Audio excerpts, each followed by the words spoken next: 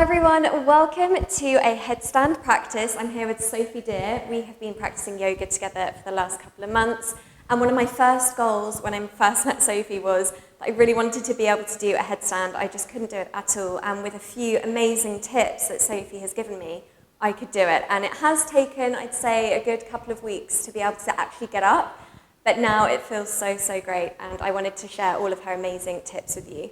Okay, so the first headstand that we're going to work through is our forearm headstand. So Naomi's going to come onto her forearms and just make sure that her elbows are roughly underneath her shoulders. And she wants to interlace her fingers. And as she interlaces her fingers, she actually tucks the little finger up so that you're not on an uneven surface, so that the bottom of the hands is a nice even surface. Then she's going to pop the crown of the head onto the mat. So you'll be surprised, lots of people want to balance on their forehead. Make sure it's the flat part of your head, the crown of your head. And then we're going to start to lift the knees off the mat. So we tuck the toes, lift the knees, and here, Niomi straight away makes sure she has this really strong foundation through her arms and her shoulders. So she's pressing the mat away with the forearms, and she's rounding through the upper back so the shoulder blades are moving apart from one another. Then she's going to walk the toes in towards the elbows, so that the hips start to move over the shoulders or towards the shoulders. Then this here is really key. We don't want to jump into our headstand. We don't want to jump basically and put all our weight on our head. So what we're going to do is we're going to tuck one knee in first, and that knee hugs in towards the chest. Then the next knee is going to start to hug in, and the hips have to move towards the front of the mat. So you'll see how Naomi's bum had to move this way in order to counterbalance the legs being over towards the back of the mat.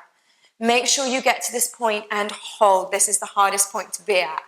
Then once you're there, you can start to lift the legs, and you think lift both legs together and we squeeze the inner thighs. Good, so Naomi's got an amazing headstand here. So making sure everything is switched on. So just make sure the feet are engaged. So either point or flex the feet. And then we think about inner thighs drawing in. Think about the muscles of the bum being switched on. And then also the ribs pulling in as well. So that's kind of where Niomi knows she has to work. So pulling the ribs in, make sure that the lower belly, the deep abdominals are really strong. And then the shoulders are still really active. So we're pressing the mat away with the forearms and then rounding through that upper back.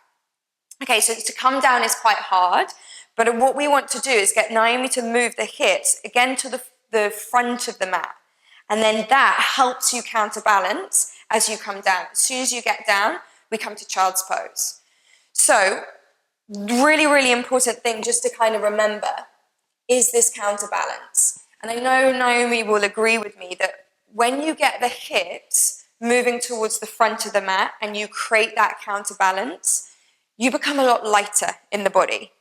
That's right? Yeah. And what you want to think, how I think of it, is actually kind of almost sticking my bum out. Bum moves that way because the legs are that way. Then we create that counterbalance. Then as we lift up, everything starts to move into the center. So any questions, please do comment. Let us know and we'll get back to you. But that is your forearm headstand.